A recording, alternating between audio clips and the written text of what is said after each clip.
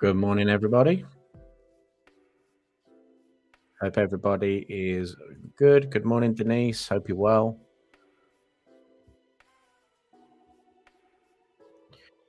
I'm just going to bring over my pen tool before we get kicked off with today.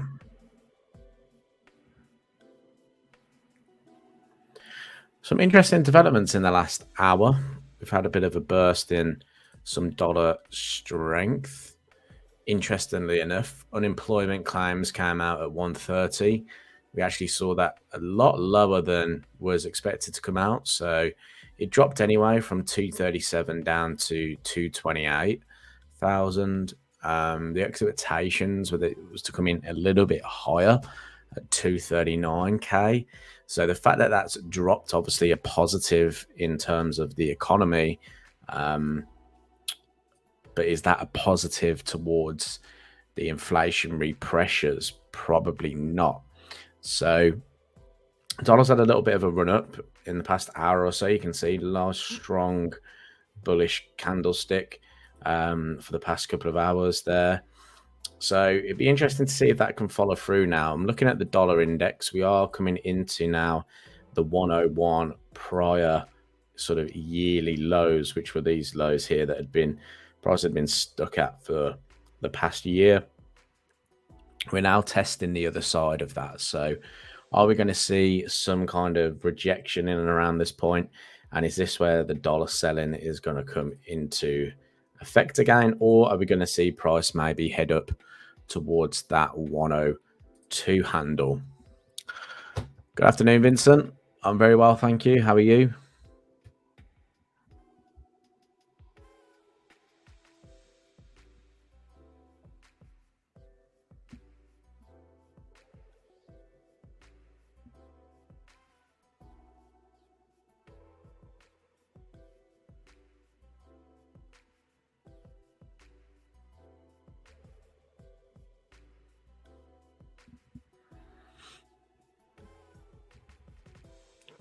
Good evening to Sharon. Hope you're well.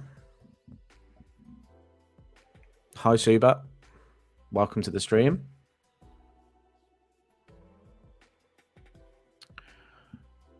As always, guys, any markets that you're following along with, let me know. I'll go take a look at those.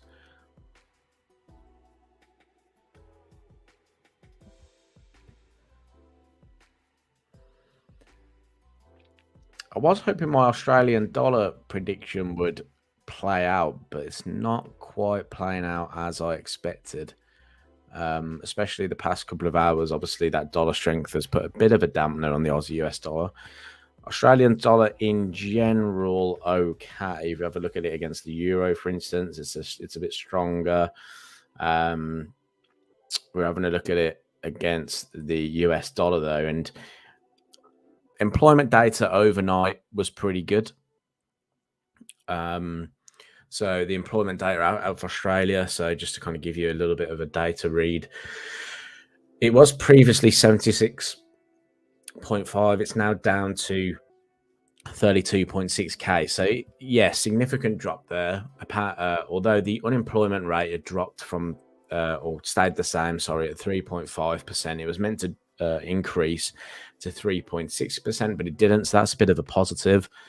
Now, the reason why I was looking at this market in general is because obviously inflation's still pretty high in Australia. I was looking to see the RBA, obviously, in their recent rate decision, paused interest rates, and I wondered if employment would be the thing that really pushed the RBA into another 25 basis points hike, and would that just boost the Australian dollar slightly? So I was expecting that employment data, or well, I was hoping that employment data would come out a little bit hotter. It hasn't quite come out as anticipated, but we did get a boost to the Australian dollar sort of overnight.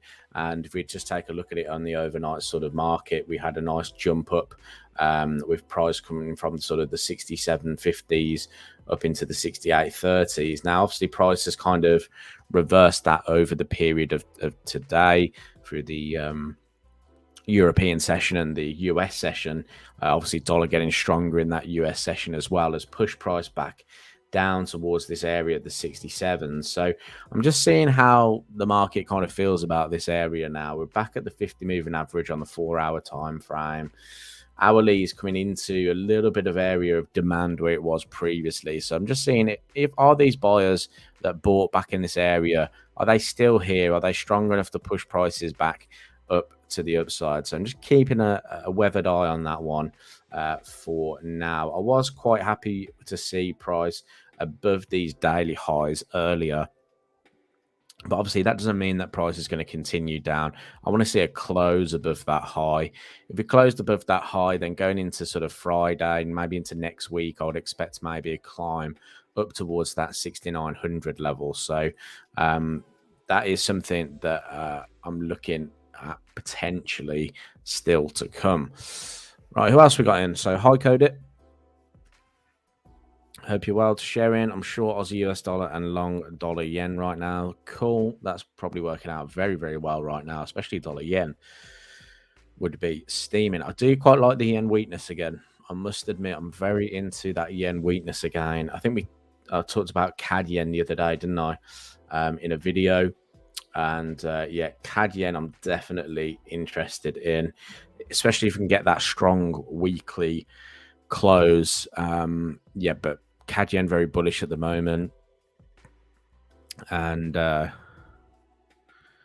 yeah, looking for potential upside to this market. Now, the reason why I'm waiting for that weekly close is because the way I see the markets is I like to trade with that sort of weekly market. So for me, I need to see that kind of close first before I start diving in really into sort of that area there. Would have been a good long from 104.50, I must admit, but wasn't confident that price was going to actually turn at that point. But it's done 210 pips from that weekly level. So yeah, big level of support coming in. I said that Dixie will raise from parity.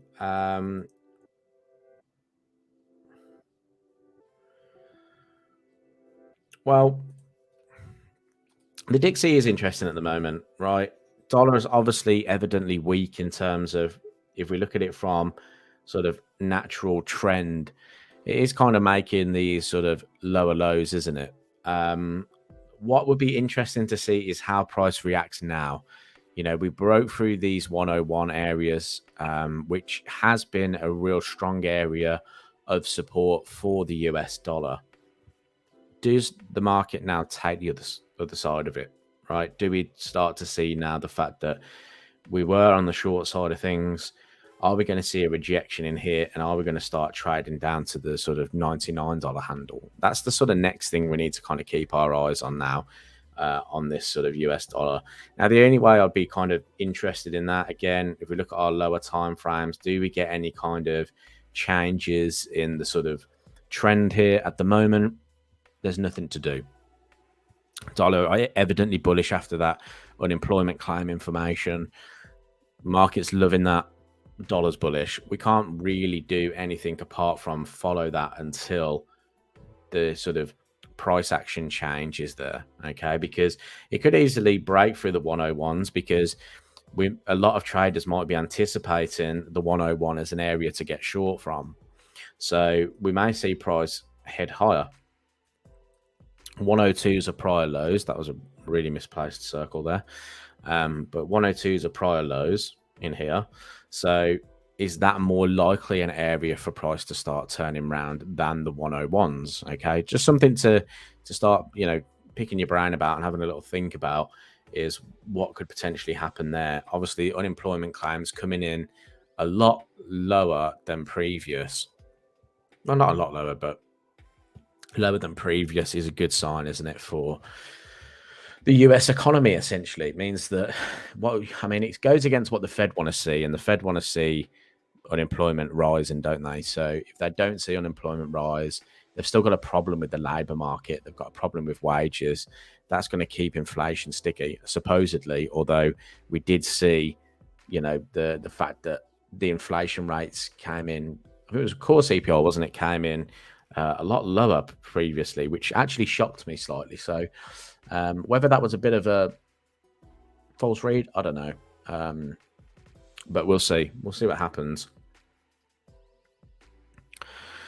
Yeah, rate decision next week. Definitely could be setting up for that, Denise. Absolutely. You're absolutely right. We could be, pulling back in here, ready for that next sort of aggressive sell-off in the market. If we do see the Fed even sort of pause or hike.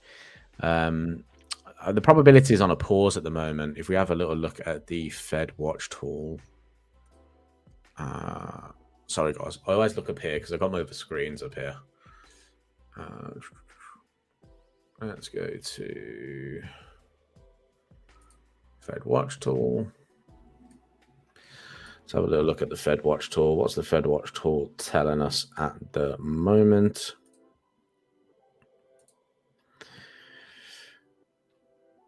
So, yeah, that's the current rate in here. There is a 0.2% chance of the market saying that we're paused at current rates. Okay. There is a 99.8% chance that the Fed are going to hike by 25 basis points in a week. So, yeah, very, very interesting Fed Watch tool there. Market obviously very much pricing in the fact that the Fed are going to hike again.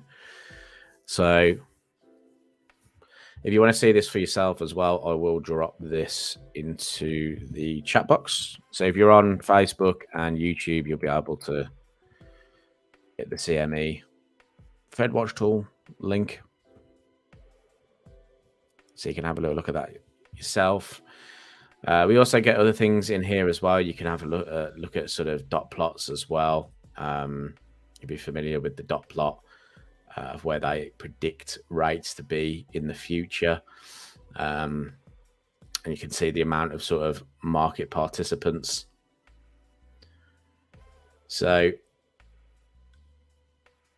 yeah, obviously they're expecting interest rates to be lower in the future because that's what everybody expects. Starting to price in a little bit lower in 2024. I mean, 2025 is when they're expecting it to come back down to that sort of 3% area, maybe even 2026. So,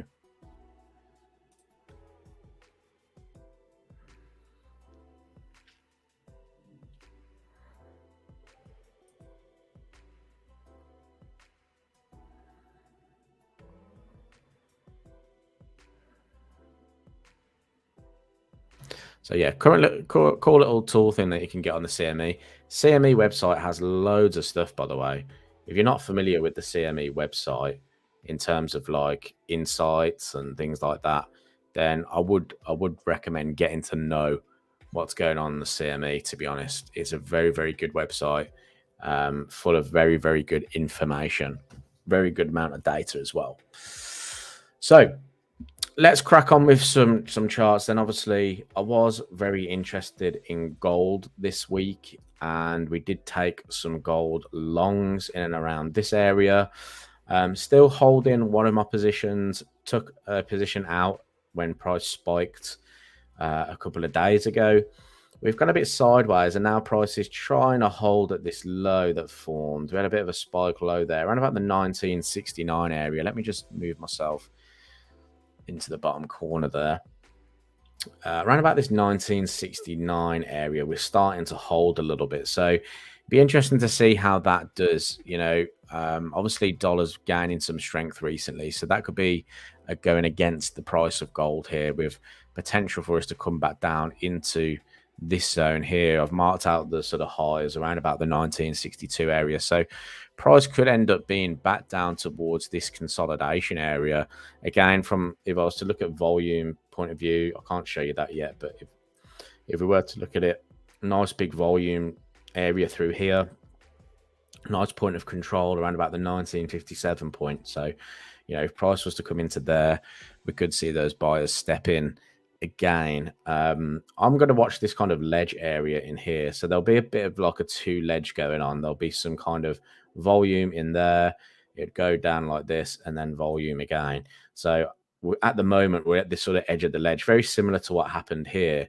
So if we get a breakout and then the next candle's fairly bullish, that might signal further prices to go higher on gold as well. So just having a little watch here. Now, I did pull out on the daily chart this level of resistance as well. So maybe that has something to do with it in terms of individuals long here, very much like myself, probably taking some profits off the board at this resistance point.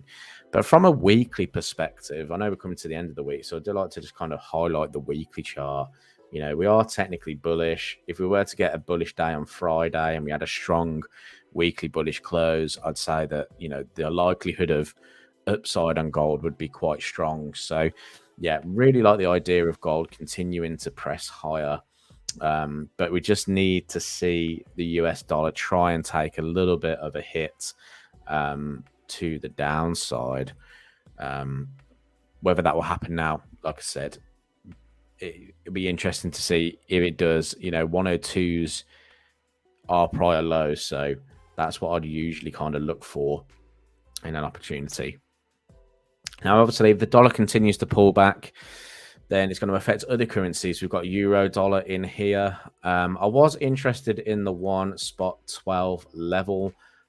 Price was holding there, but like I said, daily time frame really matters to me, and there's not a real sort of area there where am I going to get long on that from a daily time frame point of view? No, I want to see price come back down into sort of this 1.1075.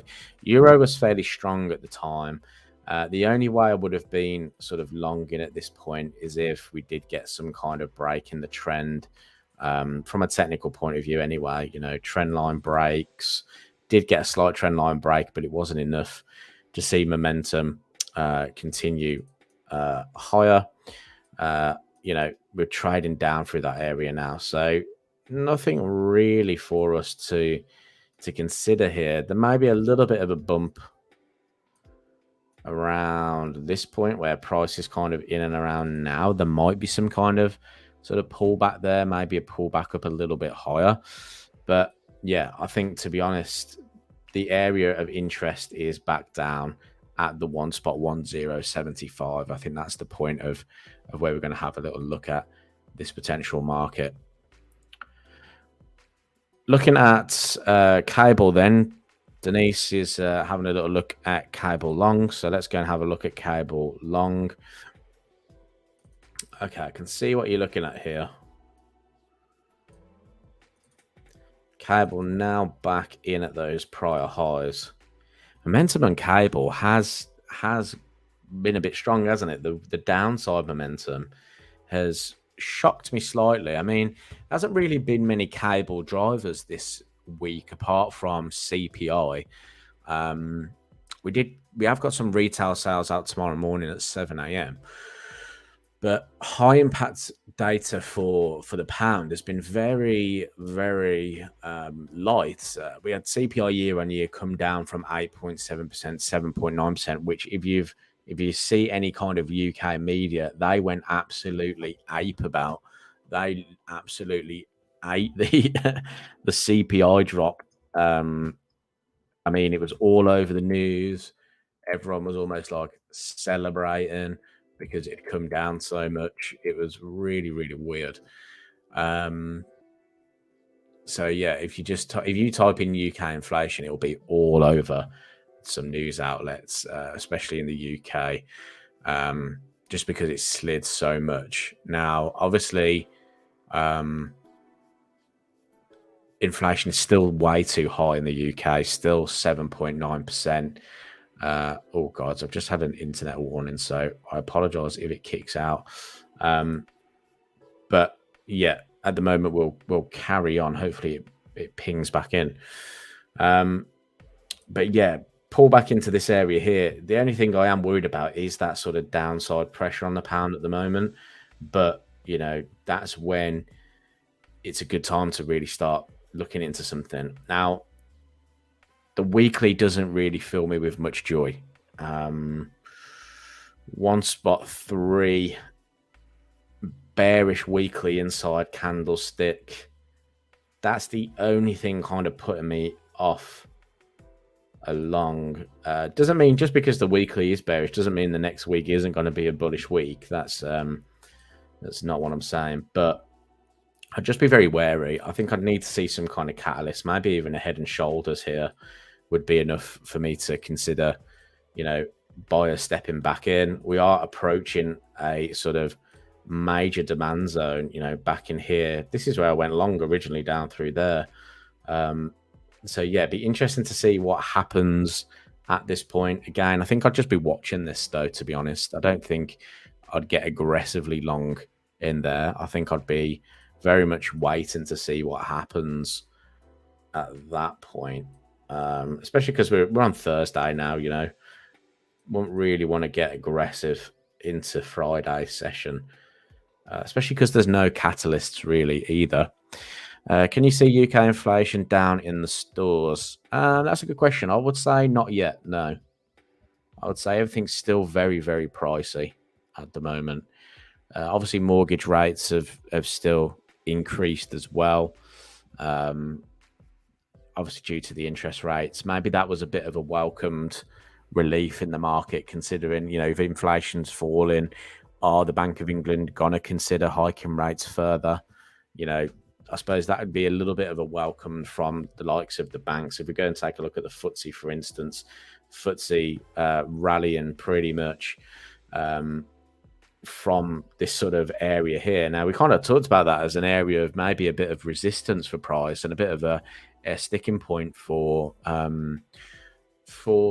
the FTSE, but that CPI drop coming from 8.7 to 7.9 on Wednesday was pretty much here, wasn't it?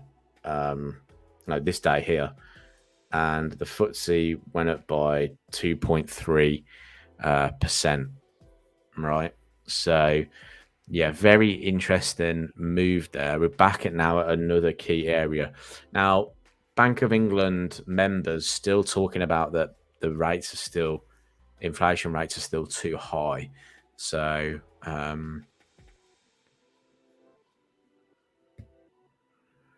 let me just try and bring up some information. Let's have a quick look.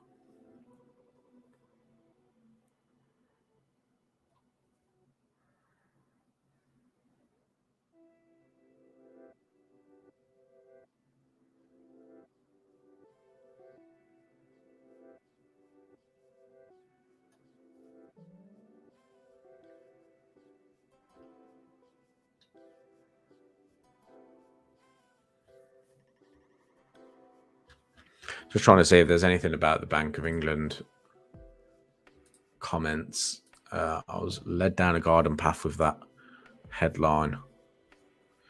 So yeah, from the Guardian, Bank of England's Ramsden warns inflation remains much too high, even after falling, even after CPI falling down to 7.9% in June.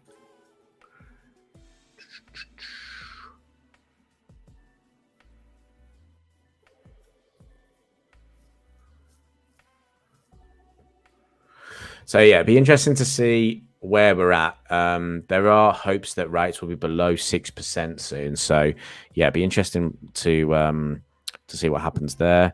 Has earnings release of some stocks affected the markets? Probably. Let's have a little look at some earnings.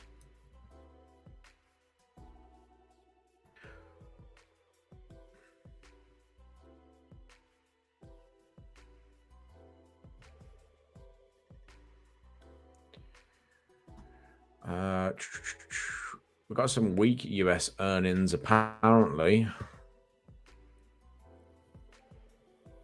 I can see that my dog's just flipped over.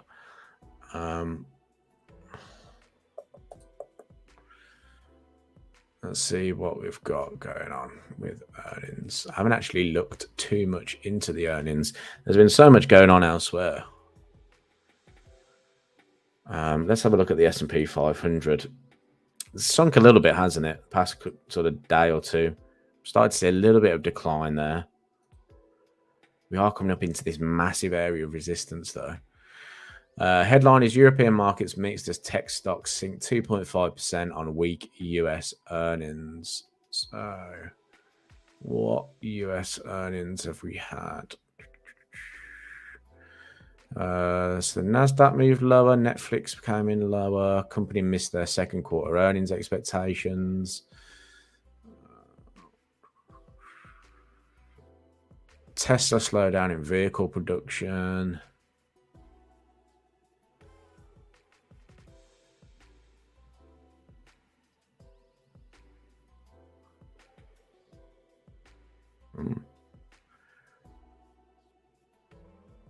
Pfizer reported tornado damage on one of its facilities in North Carolina. So yeah, I've had a few drops, haven't we? Let's go have a quick look. Let's go to our stocks. Hang on, let me go to Market Watch. Here we go. Let me get rid of this for a second. Let's just pop this over here. Let's have a little look at some of those stock markets. Let's have a quick look. Let's see what Apple's up to.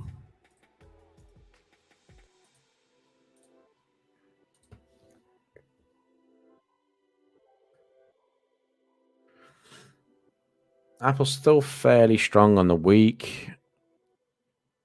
Let's have a little look at Netflix then. Oh yeah, a bit of a dip in Netflix, isn't there? Been a bit of a dip in Netflix shares.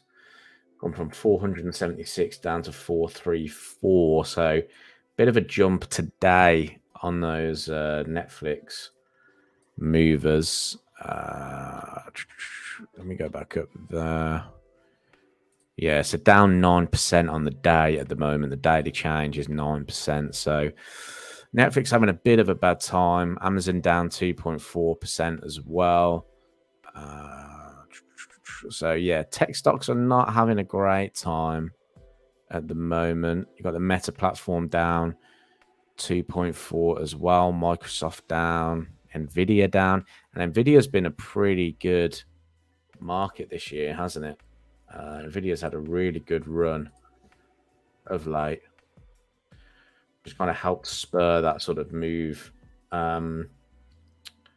So, yeah, getting a little bit sticky now, I guess. So tech stocks not having any fun.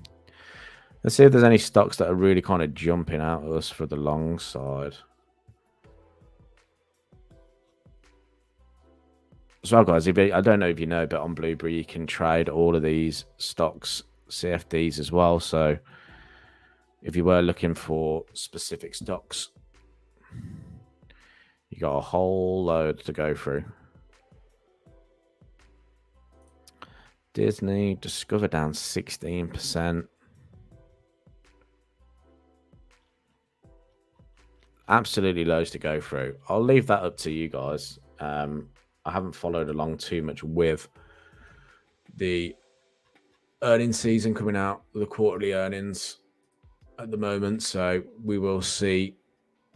Usually you get big headlines if it's any kind of huge misses.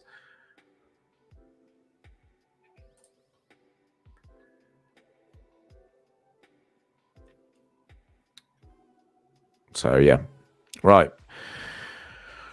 Sorry, questions. Yeah, not seeing inflation coming down here too, said Denise. Yeah, I think it's the same everywhere at the moment.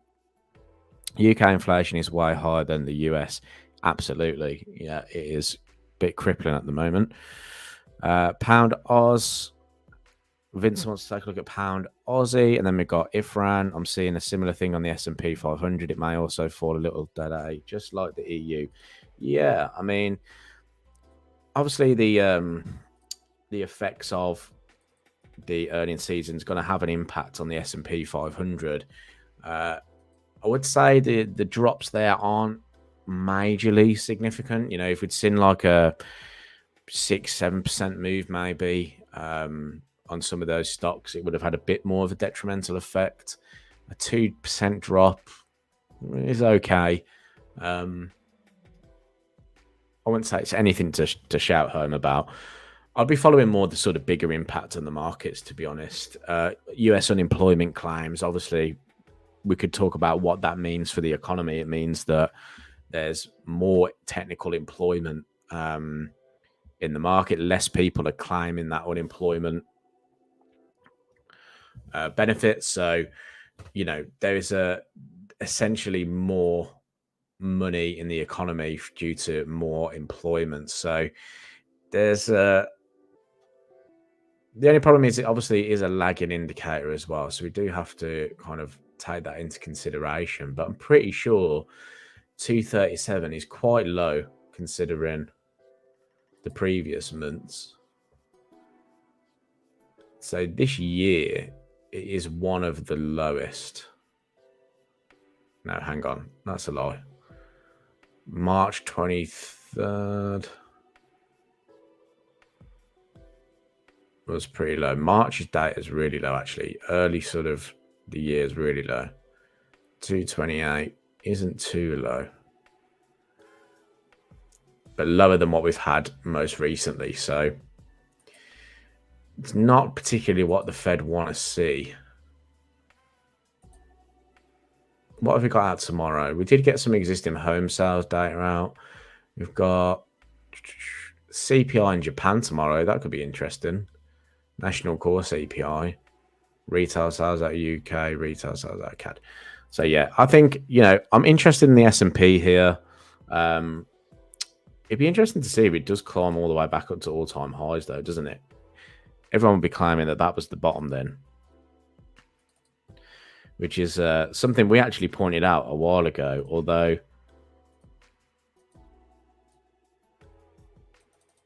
that level there is very interesting.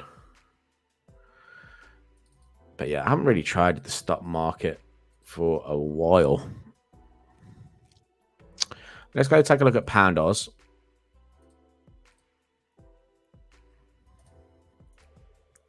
Vincent, interested in this one? Let me know what you're onto with this, Vincent. What you want to have a look at? Are you looking to go long, short?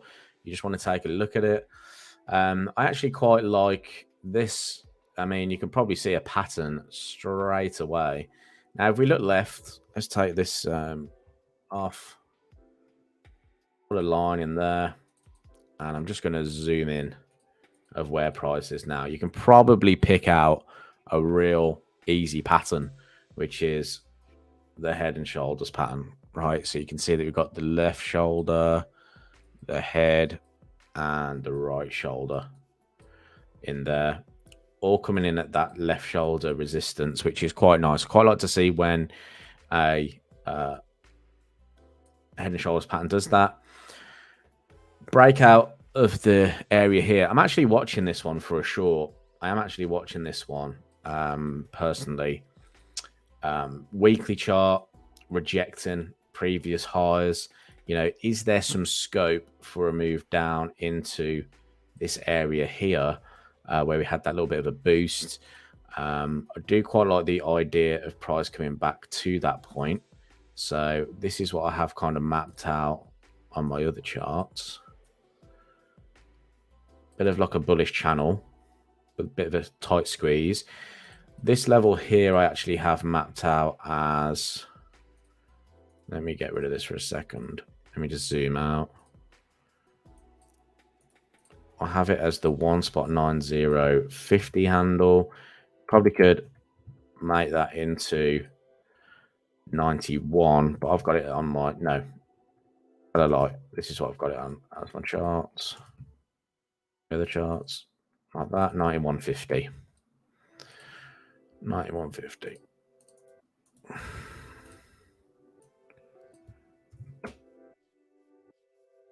That's the kind of level I'm looking at on Pound Aussie at the moment, right? We've got that sort of area of resistance being these weekly highs. So I can see why you're looking at this, Vincent, definitely. Nice weekly bearish candlestick. If you have a look at the daily chart, we've formed that sort of head and shoulders pattern. The one thing that kind of occurred to me, if I just bring this all down here,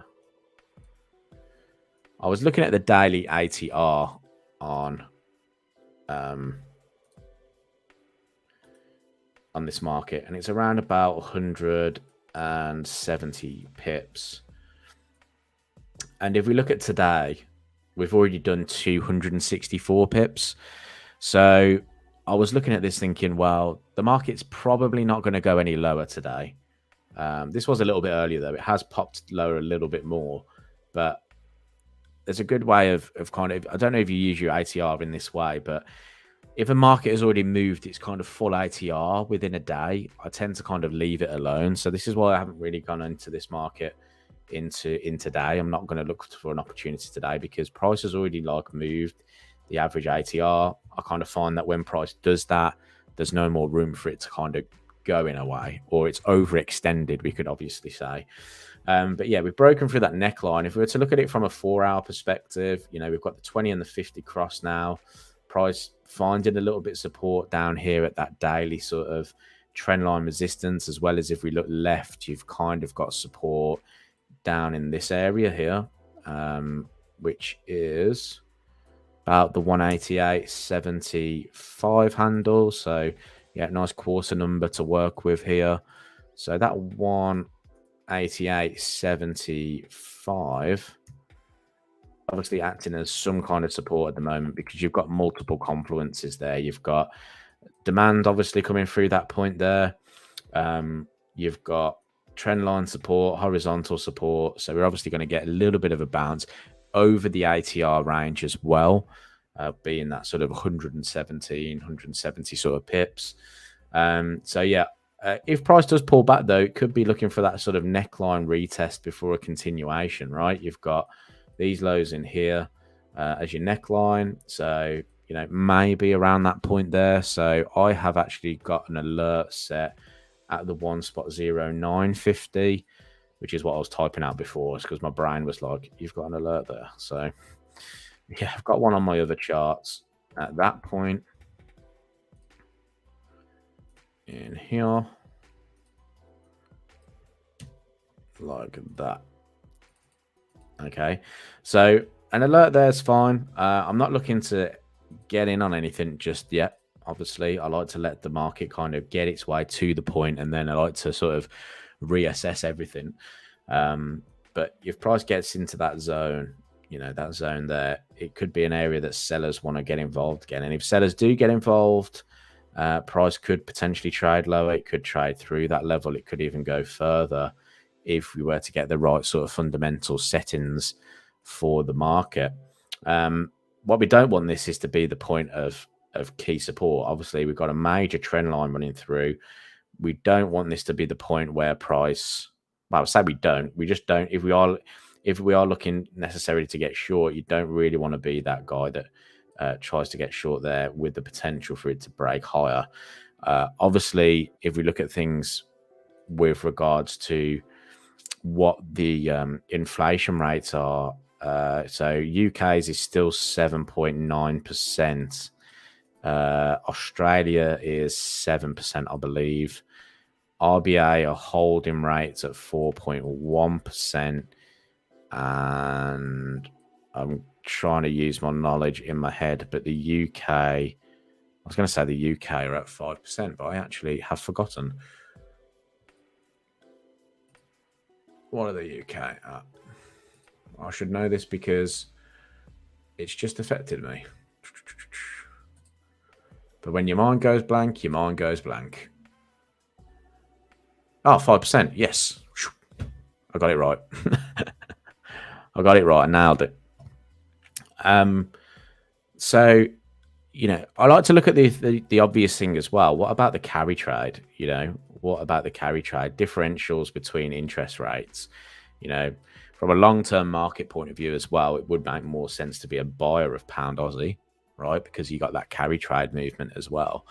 And I think that's an underrated thing in these type of situations at the moment, because we've got the differentials between interest rates globally. I think everyone's kind of forgotten about the carry trade in a way. And I think that's what a lot of the big hedge fund players would be looking at is if they're struggling to make money in the conditions, then they would definitely look to carry trade just to get that sort of added sort of bonus. Hopefully that made sense, Vincent. Anyway, hopefully that was okay. Right, let's have a look. So Sharon is looking at wheat prices. I mean, I haven't looked at wheat prices in ages, and I really used to be. Don't think we've got wheat to have a look at, to be honest. I used to trade soybean futures back in the day. But yeah, wheat prices have gone up due to the Russia-Ukraine conflict. Yeah, commodity prices in general, I think, got a bit bashed, didn't they? Denise, my job laid off a bunch of workers last Thursday. They give a good severance package so it won't show up in unemployment. Oh, okay. I see. So they are hiding the figures, I guess. Archie, hello. Welcome to the stream. Let's have your view on Euro Yen. Cool. Yeah, I actually like Euro Yen. Euro's taken a little bit of a recent decline. I think I had Euro. Did I have Euro Yen open from last week or Tuesday? No, let's get it open. I was watching Euro Yen. I just didn't think it had as much going on as, I mean, look at that already. I've just gone to the hourly chart and look at the consolidation there. As sort of CAD Yen. CAD Yen had a little bit of momentum behind it. We had crude oil rallying as well. But yeah, if we look at it from a weekly perspective, you know, it looks pretty good, doesn't it? Let's go to a monthly, actually. Zoom in a little bit. Bring these down. Taking up way too much chart space there. Heading higher. We're coming into this consolidation zone in here, which is where I am very interested in the market. Obviously, I'm a big believer in sort of volume profile. So if you kind of, I don't know if anybody uses volume profile or has looked into volume profile. If you were to drag a volume profile over this area here, there's a huge volume area through there. And it's something I'm watching in particular. But we're just approaching the sort of the edge of the zone at the moment. Edge of this kind of zone through here, which I'm going to mark up as 156.50. Now, conditions really with yen haven't changed, have they? We've obviously had that recent little bout of yen strength, but fundamentally with the yen, nothing has really changed. Be interesting to see how their CPI comes out tomorrow. It is actually forecast to come in a little bit higher than previous. I'll have a look at the numbers in a second. What was that? It was 156.50, wasn't it? On that level there. So yeah, breaking past some key levels. Let me just pop in some of the key levels here. Obviously, that high was something we had spoken about previously as well, which is around the 148.50 through there.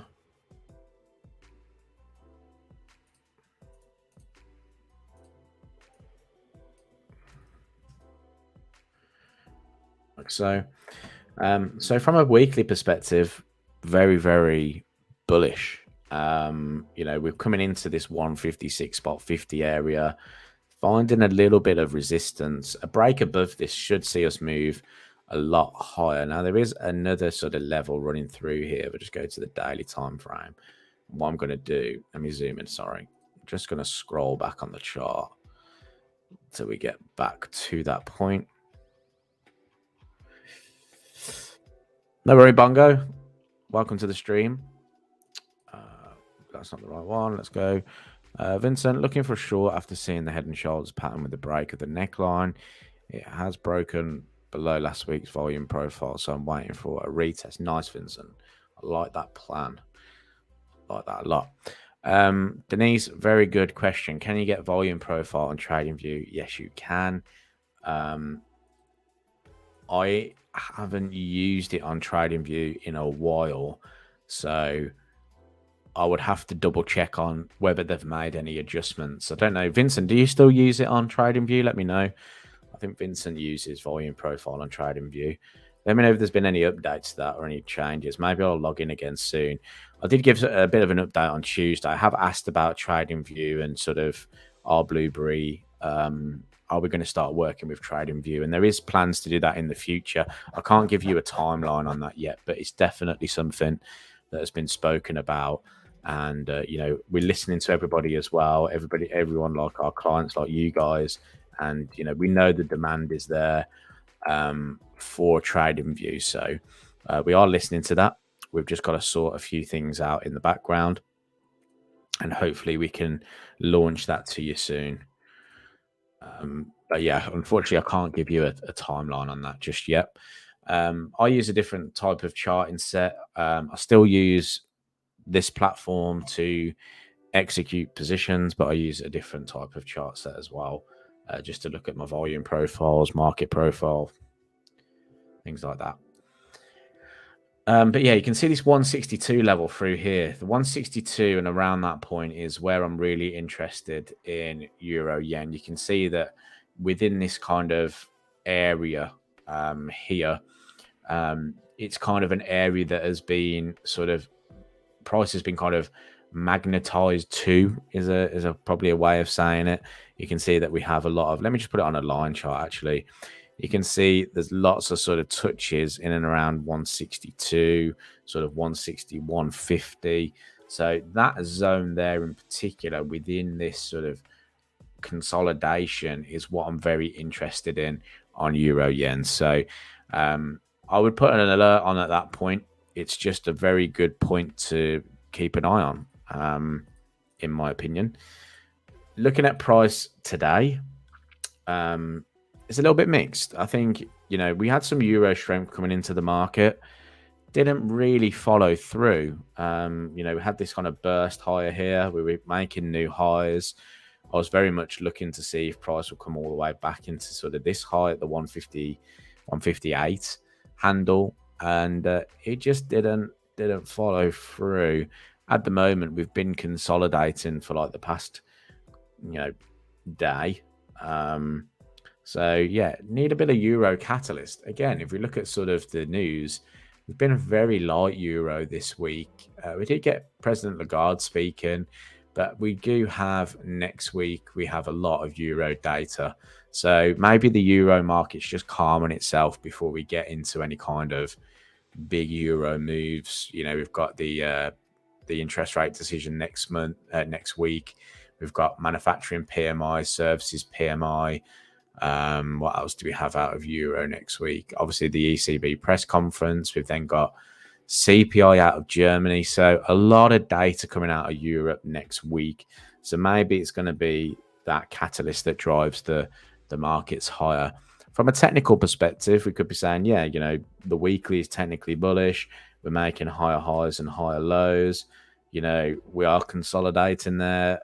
Sellers or buyers aren't really getting involved, but from a trend perspective, the likelihood is that, you know, are we going to retest those highs? So, yeah, it's going to be one of them, I think. We just need to kind of sit and wait, see how euro kind of performs. If anything, if you go into that hourly chart, just draw a big box around this and just sit and see what happens, you know.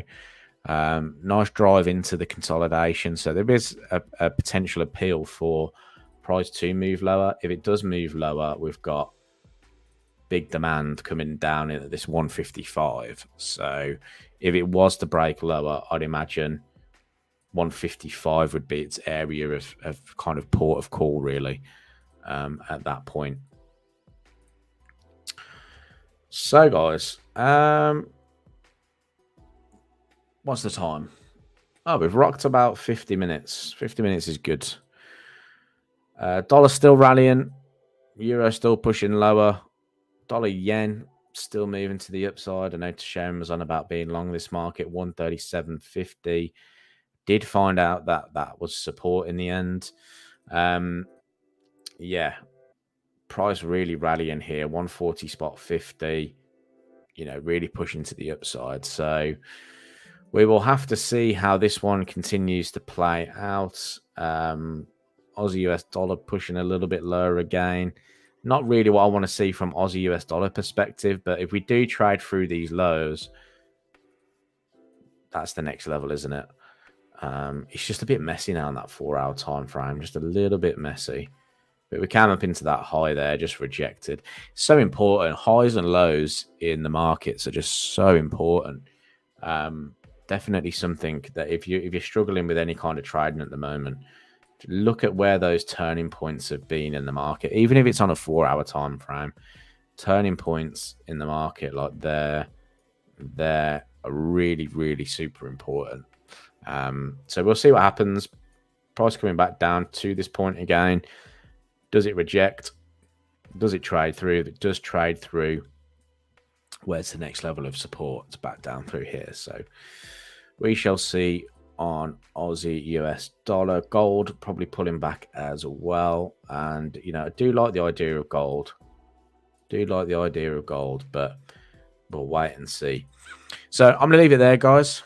Thank you for joining me for this live stream again. Really enjoyed this one. As always, if you can leave the stream a like, I would really appreciate that. And yeah, let me know as well in the comment section what you want to see out of these. Maybe you want to see something a bit different. Yeah, I'll leave it there. Hope everyone has a great rest of your week. Have a great weekend. And I will speak to you next week. Cheers, guys.